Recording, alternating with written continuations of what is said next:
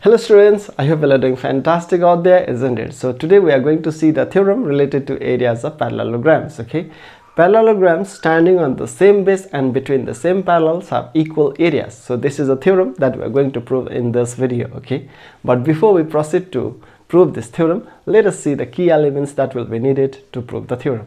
Okay, so we are asked to prove parallelogram ABCD, area parallelogram ABCD equals to area parallelogram EBCF, isn't it? So let us first understand this. Suppose we have these two lines are parallel to each other. Okay, these two lines are parallel to each other, and if I draw a transversal like this, then this angle will be equal to this angle. These two are called corresponding angles. Okay, similarly, if I draw a parallel lines like this, these two lines are parallel to each other, and draw a transversal like this, then these two angles are called corresponding angles, and the value of these two angles will be equal. Similarly, if I draw two parallel lines like this, okay, these two are parallel lines, and draw a transversal in this way, then this angle will be equal to this angle. These are called corresponding angles, isn't it?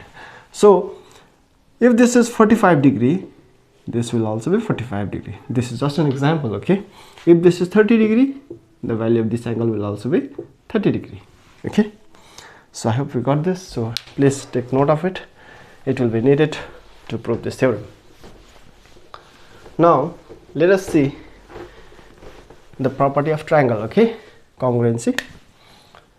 Now if we have two triangles like this, okay, this is one triangle and this is the another triangle.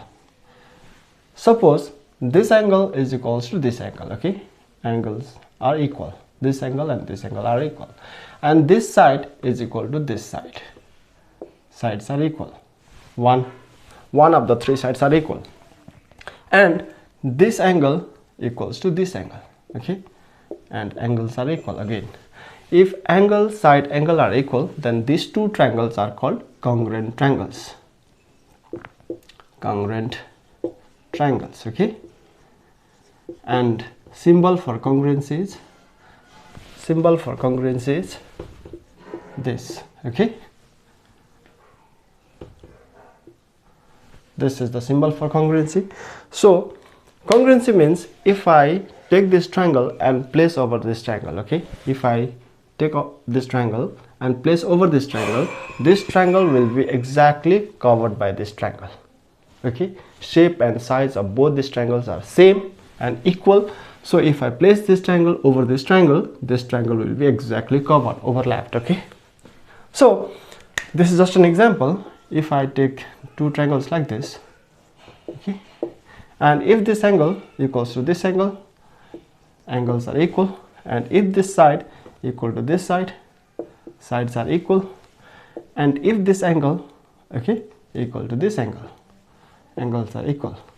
If angle, side, angles are equal, then these two triangles are called congruent triangles. Okay, congruent means if I place this triangle over this triangle will be exactly overlapped. Now if the triangles are congruent, then obviously their areas will also be equal. Okay, so this is what we need during the time we prove this theorem. Okay, now let us start to prove the theorem. First of all, to prove what we need to prove, let us understand that. To prove area of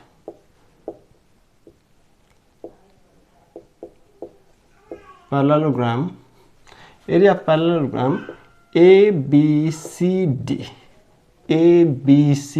this parallelogram equals to area of parallelogram EBCF. Okay, EBCF. Area of parallelogram ABCD ABCD equals to area of parallelogram EBCF. Okay, so this is what we are asked to prove. Now given is, what is given to us? Parallelograms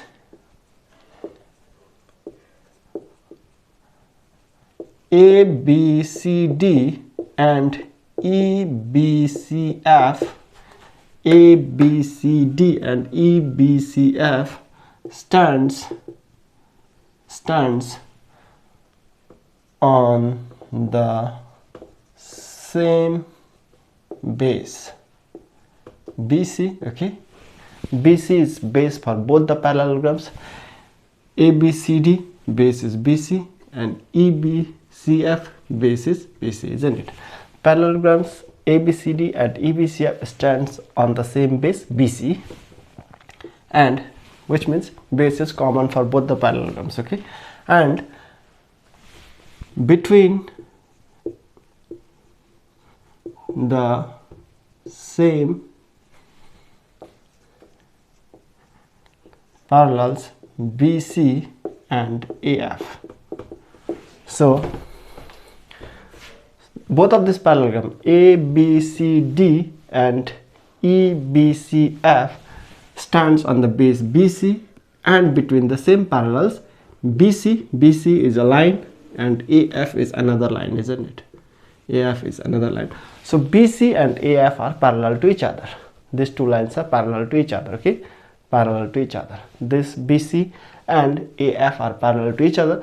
So parallelogram ABCD and EBCF stands on the same base BC and same parallels BC and AF.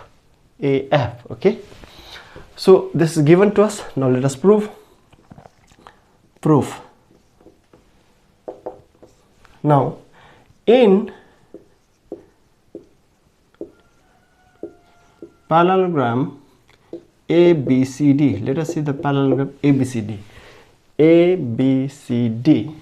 You can see AB and DC are parallel to each other, isn't it? Because these are the sides of parallelogram, opposite sides of parallelogram. AB and DC are the opposite sides of parallelogram, means AB is parallel to DC, isn't it? DC, AB and DC are parallel to each other because these two are the opposite sides of parallelogram, and AF is transversal.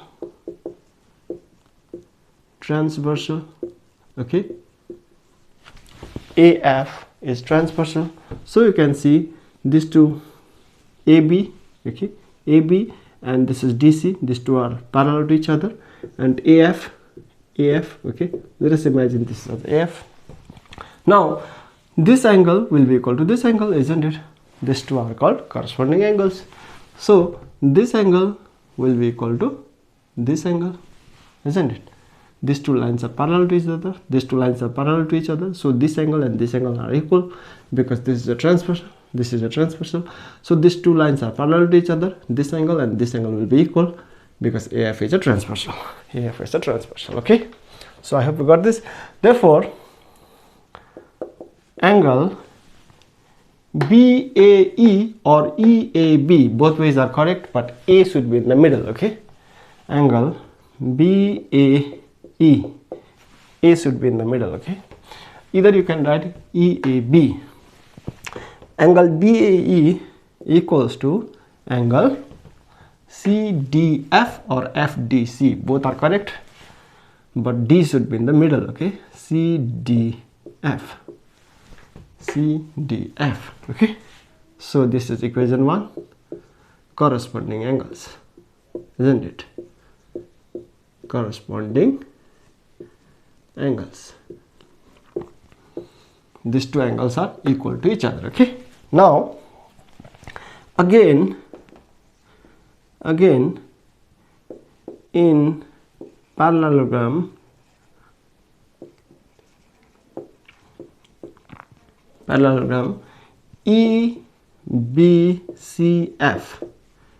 EBCF, okay, EBCF EB and FC are parallel to each other, opposite sides of parallelogram, isn't it? EB parallel to FC. Where is B? EB parallel to FC. EB parallel to FC. Okay, and AF is transversal. Are you getting me? This EB and FC are parallel to each other. Let me show you here. This is EB, this is FC, parallel to each other, isn't it? EB and FC are parallel to each other. And if I draw a transversal like this angle will be equal to this angle, isn't it? So this angle will be equal to this angle. So EB parallel to FC. So this angle must be equal to this angle, corresponding angles. Therefore, angle BEA or AEB, both ways are correct. AEB, E should be in the middle, okay, equal to angle DFC or CFD. Let me write DFC. F should be in the middle, equivalent to corresponding angles, okay, corresponding angles, isn't it? Now please take the screenshot. I'm going to erase this, okay. Now we proved that these two angles are equal, isn't it? Now let us see in triangle ABE and triangle DCF, okay. Can you see there are two triangles here? Triangle ABE, this is one triangle, and DCF, this is another triangle, isn't it? So in triangle AEB and triangle DCF, okay, AEB or ABE, let me write ABE, okay, in the anti-clockwise direction we must name it ABE and DCF.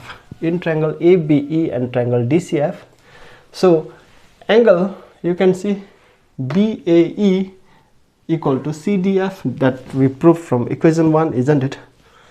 BAE equals to CDF. Angle BAE equal to, this is B, okay, BAE equal to angle CDF, isn't it? From 1, angle BAE equal to CDF, this angle and this angle are equal, okay, from 1. And you know that AB and DC are the opposite sides of parallelogram ABCD, isn't it? So AB must be equal to DC, isn't it? AB equal to DC, AB equal to DC, opposite sides of parallelogram ABCD, okay. Let us understand this here. Suppose this is a parallelogram, okay, this is a parallelogram. Now these two sides will be equal, okay, these are called opposite sides of the parallelogram. The length of this side and the length of this side must be equal, and this side must be equal to this side, okay. Similar to rectangle, suppose this is a rectangle, this side is equal to this side and this side is equal to this side. These two sides are called lengths and these two sides are called breadths, isn't it? Opposite sides of rectangle are equal. Similarly, opposite sides of parallelograms are also equal, okay. So AB equal to DC, opposite sides of parallelogram, we know this. AB and DC are opposite sides of parallelogram ABCD, isn't it? So AB must be equal to DC. Now again, and we know that angle AEB equal to DFC from 2, angle AEB equal to angle DFC from 2, equation 2, isn't it? Now triangles ABE and DFC, okay, this angle equal to this angle, and this side of triangle ABE, AB, and DC, side DC of triangle DCF, these two sides are equal, and this angle E and angle F are equal, isn't it? That means, therefore, we can write triangle ABE is congruent to triangle DCF, isn't it? DCF, angle side angle congruency, okay, angle side angle congruent. Okay, now triangle ABE and triangle DCF are congruent, triangle ABE and triangle DCF are congruent to each other because their two angles are equal. This angle and this angle are equal, and this angle and this angle are equal, and their one side is equal. AB equal to DC, isn't it? That means area of these two triangles must be equal. If they are congruent, then therefore you can write triangle ABE excuse me, area of triangle ABE must be equal to area of triangle DCF, okay. Since these two triangles are congruent, so their areas must be equal. Now let us see the quadrilateral ABCF. What is quadrilateral? Quadrilateral is any plane figure having four sides, isn't it? So parallelogram is also a quadrilateral. Similarly, rectangle, square, all these are called quadrilaterals. Plane figure having four sides, isn't it? Now in quadrilateral ABCF, okay, you just see the quadrilateral ABCF, okay. Now in quadrilateral ABCF, if you subtract this triangle, area of this triangle DCF, you get the area of triangle ABCD, isn't it? In quadrilateral ABCF, if you subtract DCF, if you subtract this triangle, you will get ABCD, isn't it? So let me write that. In quadrilateral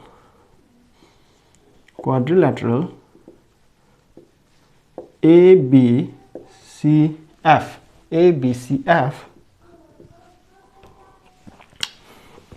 let me write straight away, okay. Area, it will take a lot of time otherwise. Area of quadrilateral ABCF, minus area, let me write in shorter way, area of triangle DCF gives us the area of parallelogram ABCD, isn't it? Now area of quadrilateral ABCF, again area of quadrilateral ABCF, again, okay, ABCF, okay, area of quadrilateral ABCF, if you subtract area of triangle ABE from the area of quadrilateral ABCF, you subtract this triangle ABE, you will get the area of parallelogram EBCF, isn't it? Minus area, let me write in shorter way, okay, triangle ABE, this is B, okay, ABE, will get the area of parallelogram EBCF, isn't it? So this is area of quadrilateral ABCF minus DCF gives us the area of parallelogram ABCD, isn't it? So therefore area of parallelogram ABCD, are you getting me? ABCD, area of quadrilateral ABCF minus area of triangle DCF means area of parallelogram ABCD.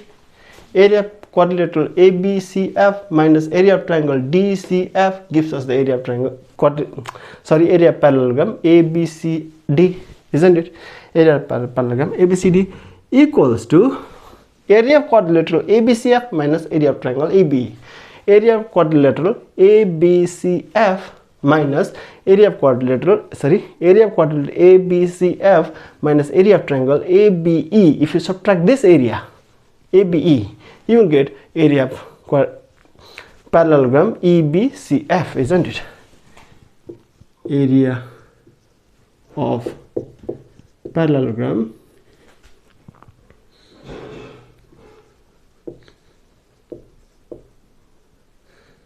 EBCF, isn't it?